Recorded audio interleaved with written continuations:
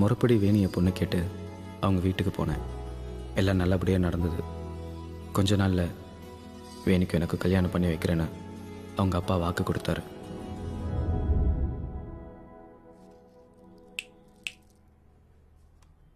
கேள்வி கேட்டதுக்கு பதில காணும். வேலையெல்லாம் எப்படி போயிட்டுருக்கு?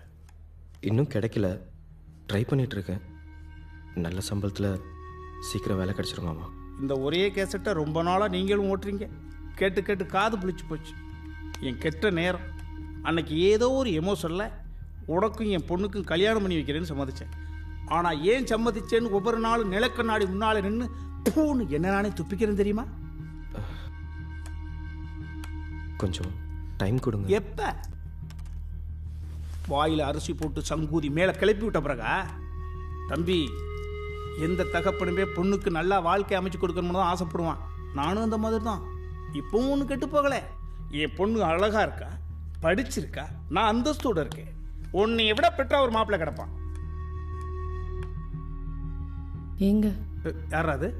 என்னங்க, என்ன இன்னும் கொஞ்சம் டைம் கொடுக்கலாமேங்க?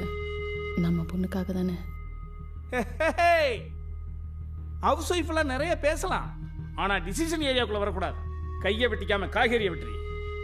ஹலோ செவத்த தம்பி, இந்த நிமிஷத்துல இருந்து என் பொண்ணை கூட்டிக்கிட்டு பீச்சுக்கு போகிறது, பார்க்குக்கு போகிறது, சினிமா தியேட்டருக்கு போகிறது, ரெஸ்டாரண்ட்டில் சாப்பிட்றது, இந்த எஸ்எம்எஸ் கொடுத்து விளையாடுறது, ராத்திரி முழுக்க ஃபோனில் பேசுறது அடியோடு விட்டுறணும். அப்படின்னா என்ன அர்த்தம்? எந்திரிச்சு போடான்னு அர்த்தம். பைய மாமா, டேய் இருங்க இருங்க. வேணியை நான் கல்யாணம் பண்ணிக்க போகிறேன்னு நான் உங்களுக்கு வாக்கு கொடுக்கல, அவளுக்கு கொடுத்தேன். அவ எனக்கு கொடுத்துருக்கா. யோசிங்க, நிதானமாக உங்கள் முடிவை சொல்லுங்க. இல்லை நான் வேற மாதிரி யோசிச்சிருவேன்.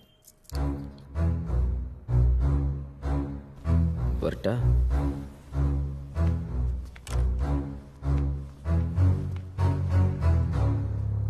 யார் மேல உள்ள தைரியத்தில் இப்படி பேசிட்டு போறான்?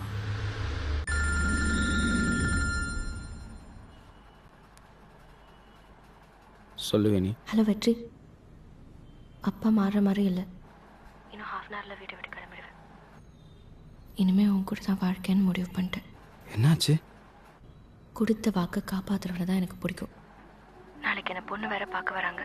இதுக்கு மேலே இங்கே இருந்தால் சரிப்பட்டு வராது. அதான் இப்போவே கிளம்புறேன். சரி, நான் ஒன்று சொல்கிறேன், நீ நல்லா கேளு. எனக்கு நான் சொல்கிறேன், உனக்கு இப்போ வேலை இல்லை. உன்னை நான் தான் வேலை கிடைக்கிற வரைக்கும் பார்த்துக்கணும். அப்புறம் நீ தம் அடிப்ப, தண்ணி அடித்தா உளருவ, தூக்கத்தில் நல்லா குரட்ட விடுவ. போக போக உனக்கு தொப்பை வரும், முடி கொட்டும். இது தவிர வேறு ஏதாவது இருக்கா? இல்லை. இது தானடா நீ டெய்லி தண்ணி அடித்தா உளர்ற. நான் சர்ச் ரோட் பக்கத்தில் வெயிட் பண்ணுறேன். அங்கே வந்து என்னை கூட்டிகிட்டு போ. நீ நல்லா யோசிச்சியா? நான் உனக்காக அங்கே வெயிட் பண்ணுறேன். நீ எப்போ வருவ? சரி, ஜான் காலுக்காக வெயிட் பண்ணுறேன். அவனை பார்த்துட்டு வந்து கூட்டிகிட்டு போகிறேன். சரி, பார்த்து வா.